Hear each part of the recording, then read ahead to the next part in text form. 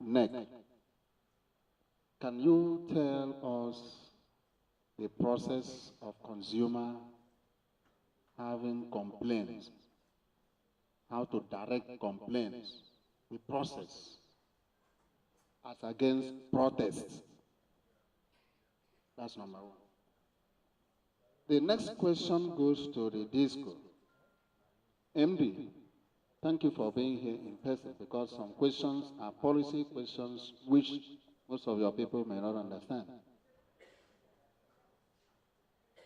I'm coming from the regulation of 2005 electricity law. You had signed an agreement with BPE. Is that agreement not amendable? Because from our experience, you know very well, we've been meeting in Power Committee. The discourse are always complaining about cash flow. Can that agreement not be amended to allow more investors in the sector to bring in such money to expand your system? Number two, okay, I am from a village, a rural community, and I represent the good people of Ikoreni Federal Constituency in Akwa Ibom State. Now, there is this other areas where the community will be, in fact, the community who are eager to have power will contribute, will even contribute. This is a township. I don't know what is happening here. The communities, rural communities, will even contribute to buy this electricity infrastructure. I'm talking about transformers. It's not really transformers. Transformers, you talk of armored cable to be replaced, you talk of cables. In fact, insulators, all the electricity infrastructure. And this community will contribute, number one, or it is provided by a member representing them, number three, or it is provided by the local government council in that area, number four, or it is provided by the state government to make sure the communities have light. Then thereafter, is it not how, after doing all this, does it mean that the community who contribute to buy this infrastructure cannot be refunded? That's my question. The last question is,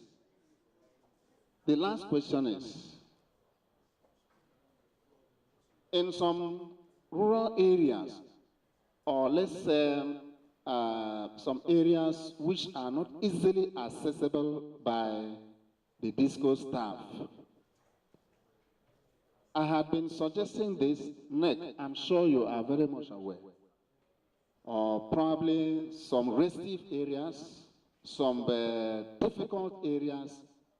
Now, my suggestion is, don't you think it will also ease your operation, DISCO, to franchise the bill collections with these communities, especially those community-based organizations? In my place, you may have something village development association and so forth. To franchise the bill collections, I'm very sure your staff cannot cover all the collecting areas in the areas. It's not possible, sir. Now, if you have an estimated period, maybe in a month, that community might, you can charge that community about, let's say, an example, 50,000. And you enter into an MOU with those community-based organizations, especially the youth development associations, enter into MOU in a percentage basis.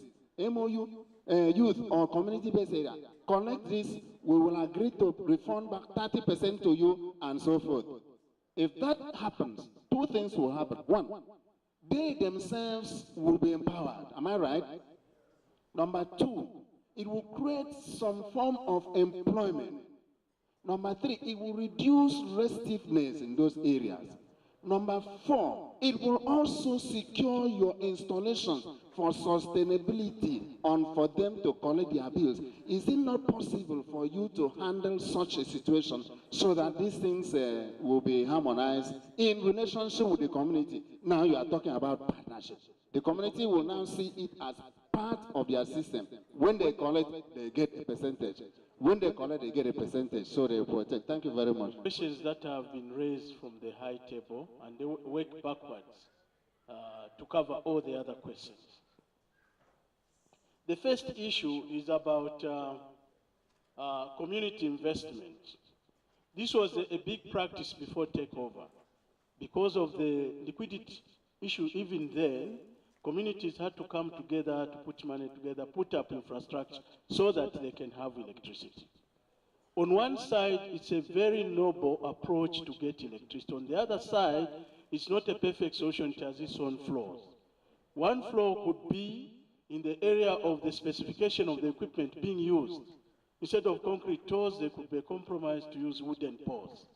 There are also compromises in conductors. You start unstringing the conductor, it's 50 mm, you unwrap it to 25 and use it. In electricity, that has its own danger because you can then have high incidence of conductor cuts and electrocution. There are also issues about use of refurbished transformers or transformers whose specifications are not equal to the load. So you find that when you sum up, the third issue is a commercial side. Some communities will say, look, it's a community effort, now we are levying the customers. We have cases where the levying has been going on for years. You go there and you do the calculations, the investment was recovered a long time ago, but that has turned into extortion. This is the reason why NEC had to put up an order or a regulation how this can be handled. And in that presentation, what's supposed to happen is that before the community embark on anything of self-development, they come and sit with us so that we agree on those parameters, we agree on specification, we agree on the cost. Even the costing should never be inflated because we want to have value for money. It is from that agreement that before even a PO is put in place, we already know the numbers and the level of investment. So that has been the difficulty. But having said that, we ADC as a policy, we want to take full charge of most of these community development efforts, except in areas where, we cooperate like with local government. They have an interest to electrify a certain area, we can be able to work together. But by and large, we want to limit it. It should not be the normal way of expanding the community because of those challenges I've spoken about. The other issue is estimated billing. Is it constant? By formula, it's not constant because when I showed the calculation, you are beginning with measuring a certain amount of volume which went into the cluster, and then you removed the losses, and then you did the sharing formula. So the volume of energy which has been fed to the cluster is different month by month. So that's the reason why it may not look constant. If it's constant even for months, for example, let me give a good example. Customers may not be aware that there has been a dramatic improvement in the amount of energy we are getting from the system. In the last year or so, ADC energy were averaging something like 400, 390 megawatts. As of today, we are hitting over 500, 590, and so on and so on, because more generation is coming on board. And this is due to the intervention fund, which is supporting the generation side. So they've been able to release more energy. So when you do the computation, if you don't have a meter, it doesn't become very obvious that you have seen an improvement in your area, unless you have a meter. It is a meter which settles the argument. That is the reason why we think that a quick fix is as quickly as possible. Those 7,000 meters, we must meet our transformers. Because at a local level, then we can say, look, this is your transformer, it rate this. Then issues of availability come in, and both parties, we can reach some middle ground. The other issue, our member of the Senate, our member of the House of Rep, it's like he read our mind, he read our approach to community relationship. We have indeed a very active plan which the board has approved to ensure that in certain areas we are going to partner with the communities to outsource revenue collection. But even there we need some basic metering so that the sharing formula of the contribution of houses is known, and we'll put a prepaid meter on the transformer. So it will be a transparent system where they levy according to some sharing formula, they buy units on the transformer, then they have electricity. The advantages are many, because then the community can decide on their own the level of supply. If they have more money, they can leave the transformer 24/7. But if they relate and see how the bill is working out, they can say, look, let's not, as a community, let's agree on this transformer. Let's not do 24 hours. Maybe let's do 12 hours or 8 to match our pocket. That is a sort of dialogue. We want to shift this to a level where we are partnering with the local community. And this is coming even in Nasarawa. Nasarawa, I'll relate it to another question which came in Nasarawa. A customer explained that they don't get full voltage. And unfortunately, this is the situation. Whereas we are happy that we are getting more generation, more and more generation. In Lafia particularly, we have not been able to pump in more energy, for the simple reason that the supply lines are very long, coming from Apple at 132 kV all the way to Kefi and Akonga. From Akonga to Lafia, it's even a 33 kV line. Now, if the voltage is lower and you are trying to transmit more power, the voltage collapses. So we have a situation where the whole country has got more generation. You want to pump into Lafia. Out of their 4 or 5 lines, if you feed more than 3, the voltage becomes so low that the lights cannot even come in. Now, I want to share with the community that you may be aware that at a level of transmission, NIPPI are busy right now constructing 330 to 132 and 33 kV bulk supplies substation, which should come on board somewhere around October, November. When that is commissioned, Nasarawa will have the same level of supply like FCT. If there is available generation in the country, then that. Now, what that means on our side is that we have to roll out some basic metering and so on. To seal the loopholes, we can get very high losses, where customers who are used to paying very low level, they will receive 24/7 and they will be struggle to start seeing bills of 27,000, 30,000, equal to 24-hour supply. So there, we are particularly positioning ourselves to move out very quickly to partner with the customers in terms of transformer metering. The other issue was, can BP reset? Yes, the fundamental issue of the power sector is the liquidity issue, and I spoke to the issue around the tariff and the mismatches, and what can be done practically. Because on one hand, the customers cannot stomach a real tariff. On the other hand, the DISCO needs a balance sheet to be well balanced so that they can attract capital into the sector.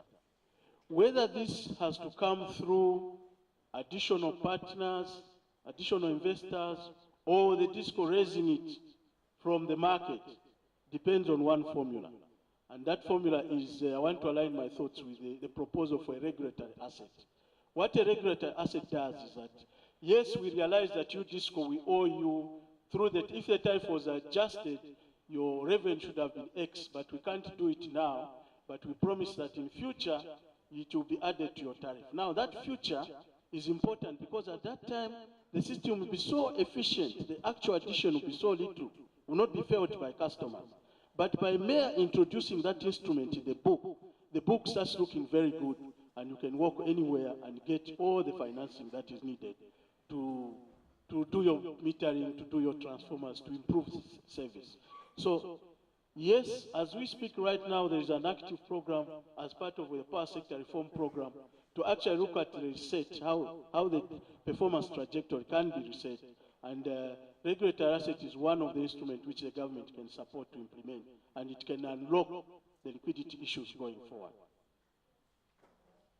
There was an issue around, the process of the investment. I already spoke to this. NEC, I think, gave an elaborate presentation on how the investors can engage with us before planting even a single pole. We need to agree specification and other issues. I think that is well answered.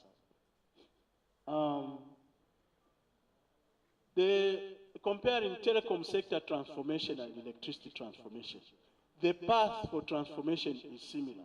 We are in the stage where the telecom sector first, at the beginning of their transformation. There is only one basic difference. in electricity, transformation may take a little bit longer. For the simple reason that unlike telecoms, electricity can be stolen, you know, because all those bypasses I spoke about, the customers who are invisible and they are not known on the billing system and all that, they delay the transformation. In the telecom industry, it is totally wireless.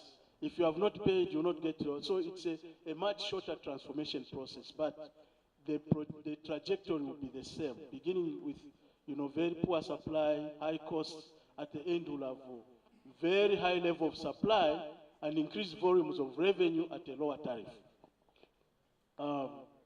There was a customer who spoke about a protest tomorrow. I know tomorrow is a holiday, but that does not stop us from engaging you. In our midst, we have customer service officers. They will sit down with you to see how we can resolve the concerns of the customers, which ties into what process do we have to engage our customers. Number one point of contact is that we do have a 24/7 call center. The numbers are shared on the bills.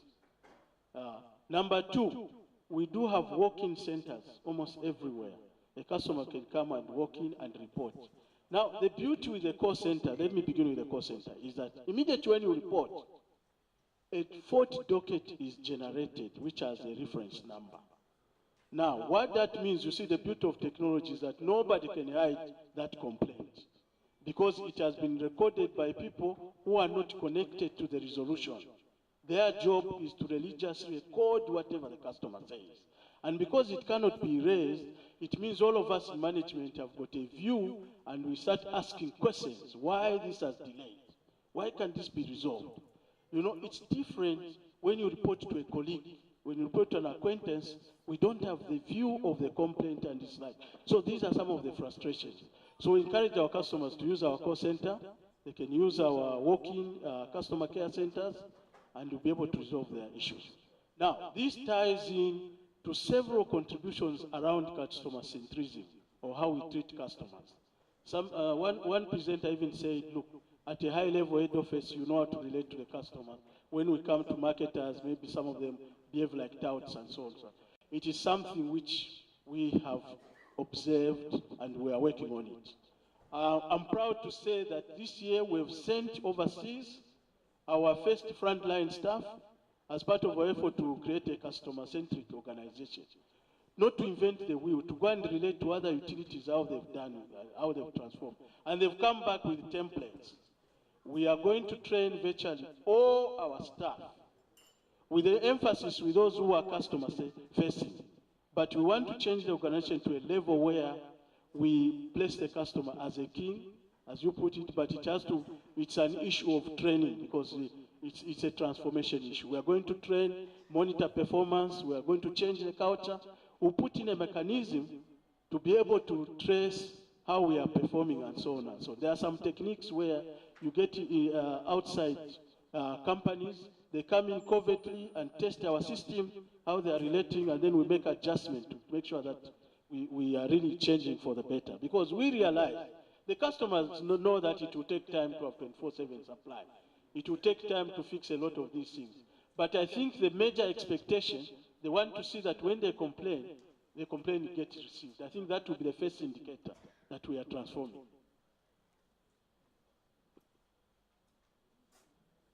The other channels for communication is that we are on Facebook, we are on Twitter, we are also introducing SMS. I shared that we are going to run a program. You receive an anonymous SMS asking you to enroll your number. It is very important for us because when you do so, we will be able to relate to you, share more information with you. We can share information about your bills, we can share information about outages, we can share information about, especially outages. Now, let me relate it to another customer who says, why don't you tell us that you are going to have an outage from this time to at this time? The only means we have now to tell you that is by using mass communication, either Facebook or radio and other means of mass communication. The danger of that, as soon as we do that, then we are letting the vendors to know that from this time to this time there's no supply, and then we lose a lot of cables and so on and so on.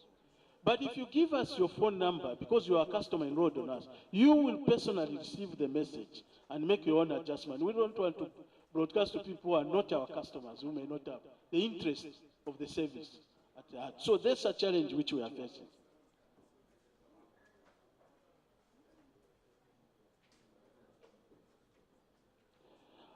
Provision of transformers. Our policy is that, number one, I spoke about this investment for our customer, but what we are saying is that for ourselves, we are responsible for any hardware, responsible for delivering electricity to you. You are not responsible to buy a fuse, to buy a transformer, to buy anything. In fact, we want to change the NEPA brand into an AEDC brand. Unfortunately, the NEPA brand is so entrenched that our customers have become so knowledgeable on the infrastructure. They even know what a transformer looks like. I've worked in an environment where the customer, will raise a danger call that your transformer is on fire. So the engineers rush on site. They find that it's a fuse which has blown because the transformer the customers didn't know how a transformer looks like. The fact that the customers know the transformer is an indication of the pain they go through to have a good service. But over time, we want to change that kind of perception. We are totally responsible. And I want to take this opportunity again, and I share on every forum. Do not give any money to somebody to do their work. We have a totally zero tolerance to corruption of any kind, zero tolerance. In the past, customers will relate to us like this and give an indication that there could be some corruption going on. When we become serious to investigate so that we correct the situation, we are always met with a brick wall. At some stage, the customer says, please, I don't want this thing to be on my head. This man has a family, so don't touch him and whatever. Unfortunately, if we don't clean up, we cannot transform. There are a lot of Nigerians who mean very well, who want to contribute to transformation.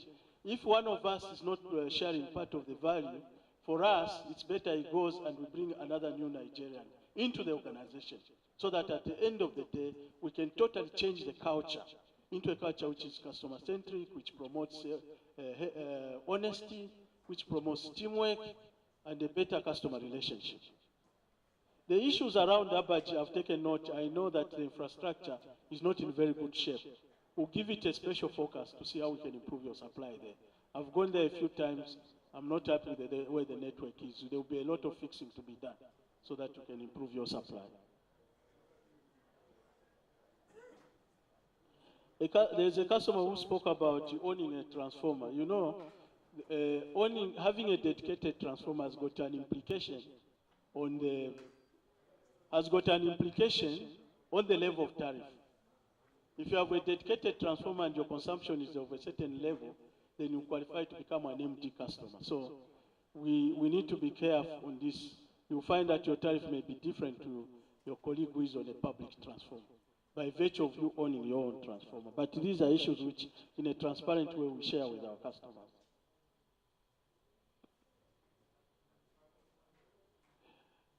The issue around Suleja concerning the injection substation. Yes, we are working, we are very serious about that project to drop an injection substation to improve your supply. I know that you expressed a lot of pain and satisfaction and relating it to the EFCC transformer. Again, what I can share with the customers is that, a transformer is not really labeled where the transformer is going. The language which the customer should use is that, can you give us this transformer in 2 weeks or 1 week or 1 month so that we have some sort of agreement. Because I can share with you that we do have supplier agreement, transformers of that size. If there's an emergency, we can even get delivery in less than 48 hours. So whether a transformer is moved in the stores, I think it shouldn't worry too much. Again, it's a change of perception. We want a situation where customers just worry about the switch. They worry about the switch, whether there's power or no power. When you go to a good restaurant, we don't go behind the kitchen and say that soup which they brought should have been for my neighbor. Now they will say, change, they're going with this soup. The kitchen, normally, we don't really mind what goes there, as long as you get your share. So that transformer is in the kitchen. If we agree with you on the level of preparedness on site, Whether the plinths, how far they've gone, and the transformer is now needed, I can assure you that we will not delay to deliver a brand new transformer to meet our commitment to supply that area.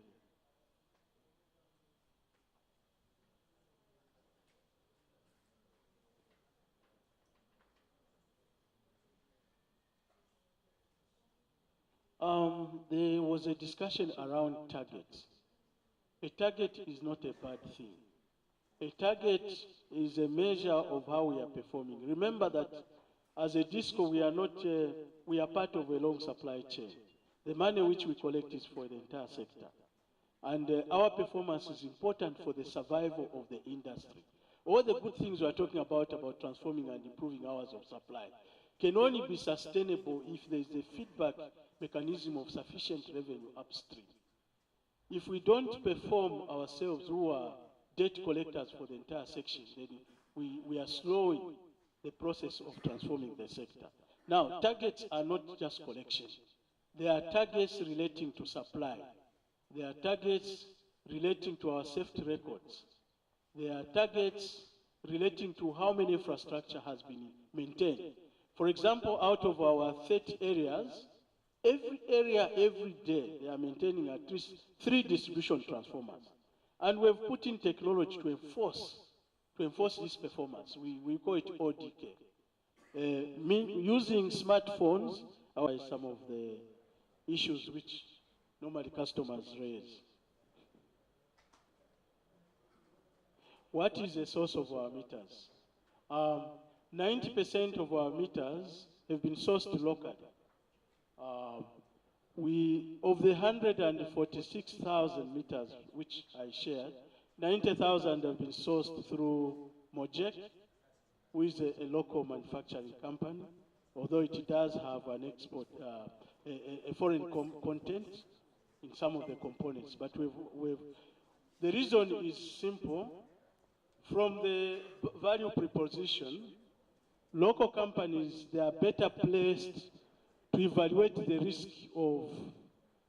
risk of transaction with us. Because of liquidity issues, we've had to use creative funding, what we call vendor financing arrangement.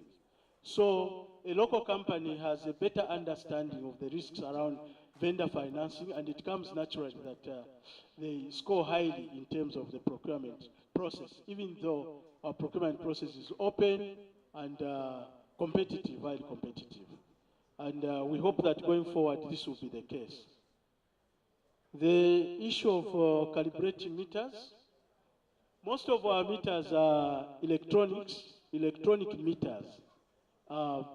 Calibration normally, is related to analog meters. These meters before the modern ones, which are, smart. In some cases, the meters are even smart. But I suppose what the customers normally refer to is that, do we check the accuracy of the meters? We have invested heavily in our own, we have portable equipment where if a customer complains, within a few minutes, if we clamp it against a meter, we can certify within 10 minutes that what the meter is reading and what is our portable instruments are reading is the jiving.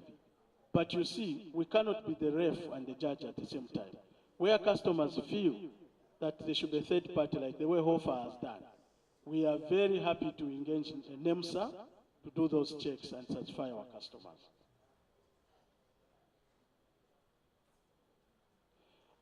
The issue about donating infrastructure or transformers and then customers refuse, DISCOs refuse. We are not yet confronted with such a situation, but what we'd love to do is to have better collaboration with our leaders who are donating transformers, because some of the challenges which are there is that the desire of the community may say we want a transformer at this site or that site. Now you look at the site, you find that it's so far away from the nearest point of supply. Then the transformer becomes a smaller component of the cost of the infrastructure development. Remember that a regulated business, every year there is a cap on how much capital expenditure you can plow in. If you spend more than that limit, it is your loss, you will never recover that. That is a regulated business. So because of those sensitivities, there is need to actually dialogue so that there is some understanding to say if it is positioned here, we can manage. If it is here, we can manage. And then it can be very smooth in terms of implementation.